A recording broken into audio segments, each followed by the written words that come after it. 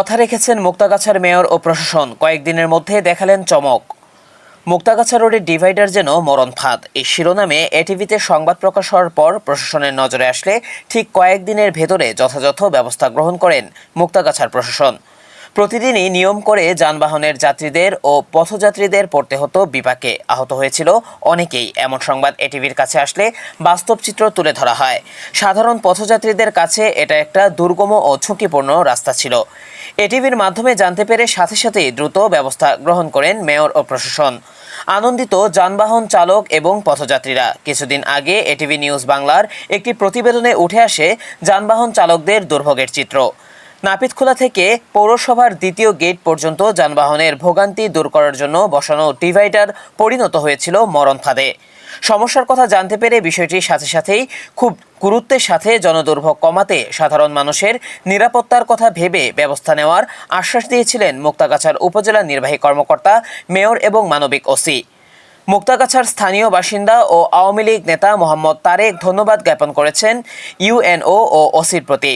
এ সময় এটিভির সংবাদদাতাদের প্রতি শ্রদ্ধা জানিয়ে তার বক্তব্যে বলেন, বিশেষ করে থানার সামনে থেকে নাপিতখোলা মোড় পর্যন্ত এই ডিভাইডার নিয়ে যে নিউজটা তারা করেছিল, ডিভাইডার নিয়ে, সেই নিউজের একটি সুফল আমরা পেয়েছি। আসলে এটা একটি বিরাট সমস্যা ছিল। যদি রোডটা অনেক প্রশস্ত থাকতো তাহলে এই প্রক্রিয়াটা যথাযথ ছিল, এটা প্রয়োজন ছিল। যেহেতু রোডটা একটু সরু, এখানে দুই সাইডে গাড়ি পার্কিং থাকে, সেই ক্ষেত্রে এটার কারণে এখানে দুর্ঘটনা হয়েছে, অনেকে এখানে নিহত হয়েছেন। আপনার নিউজের মাধ্যমে আমরা যতদূর শুনেছি, মুক্তাগাছা উপজেলা প্রশাসন, বিশেষ করে উপজেলা নির্বাহী কর্মকর্তা এবং মুক্তাগাছা থানার ভারপ্রাপ্ত কর্মকর্তা, ওনাদেরকে আমরা সর্বসাধারণের পক্ষ থেকে আন্তরিক অভিনন্দন জানাই এবং আপনাকেও, আপনি যে নিউজটি করেছেন সেজন্য দ্রুত এটি কার্যকর হয়েছে, আপনাকে অভিনন্দন জানাই। তো রাতে কিছু ট্রাক ড্রাইভার সেই ডিভাইডারগুলা মাঝখান দিয়ে ডিভাইডারগুলা নষ্ট করে ফেলেছিল। তো ডিভাইডার দেওয়ার সময় যে রডের কিছু অংশ সেগুলা বের হয়েছিল, সেখান দিয়ে অনেক সময় কোনো বড় গাড়ি চাকা বা ব্রাস্ট হয়ে সেখানে ক্ষতিগ্রস্ত হতো।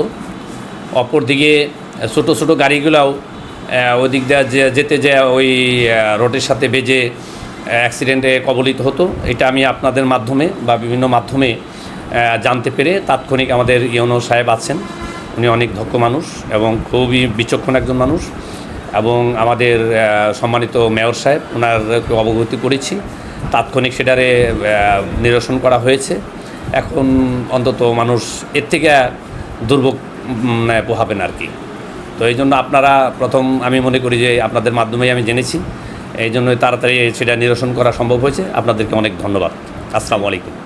সিএনজি অটোরিকশা চালকরা কর্তৃপক্ষের প্রতি ধন্যবাদ জানিয়ে বলেন, রোডের মাঝখানে যে এগুলা অ্যাঙ্গেলগুলা দেওয়া ছিল, এগুলা খুব ক্ষতিকর এবং টায়ার পাংচার হইতো, মানুষ ব্যথা পাইতো।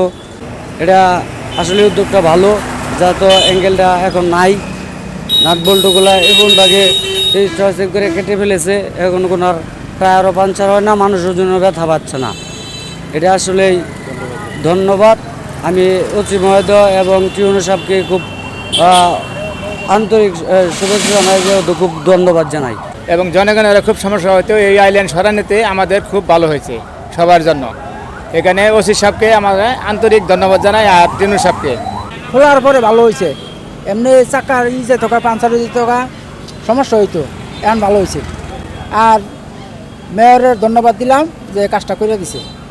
এইটা হরাই দেওয়াতে মাঝখানের আইল্যান্ডটা মনে করুন আমাদের লেগে সকলের লেগে ভালো হয়েছে।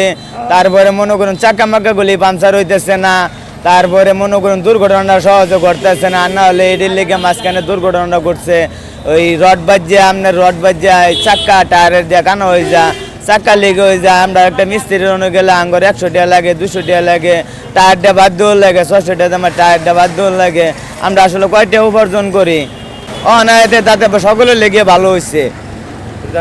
হ্যাঁ, এতে আমরা খুশি, মানে কি আনন্দিত আছি। এটা মনে করুন সরাই দেওয়ার পরে এতে মনে করুন থানার ওসি কিংবা মেয়র, তারপরে উপজেলার টিউনো, এতে আর উদ্যোগ নিয়ে হরাই দিছে, তাতে আমরা আসলে খুশি আনন্দিত আছি।